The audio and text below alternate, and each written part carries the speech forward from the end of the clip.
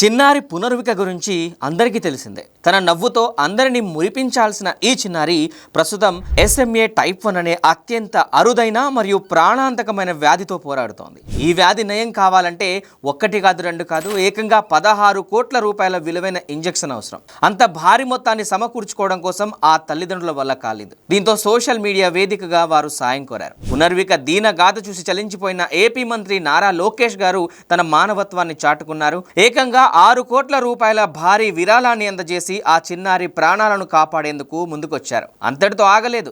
ఈరోజు హైదరాబాద్ బంజారా హిల్స్ లోని రెయిన్బో హాస్పిటల్లో పునర్వికకు కీలకమైన ఆపరేషన్ జరగనుంది. ఈ ఆపరేషన్ పనులను స్వయంగా పర్యవేక్షించేందుకు నారా లోకేష్ గారు హాస్పిటల్కు రాబోతున్నారు. ఇప్పటికే డాక్టర్లతో మాట్లాడి అన్ని ఏర్పాట్లు పూర్తి చేసిన లోకేష్ ఆపరేషన్ పూర్తయ్యే వరకు అక్కడే ఉండి పరిస్థితిని సమీక్షించనున్నారు. చిన్నారి పట్ల ఆయన చూపిస్తున్న చొరవ నిజంగా అభినందనీయం. నేడు జరగబోయే ఆపరేషన్ విజయవంతమై పునర్విక పూర్తి ఆరోగ్యంతో తిరిగి రావాలని అందరూ కోరుకుంటున్నారు. So let's pray for Punarvika.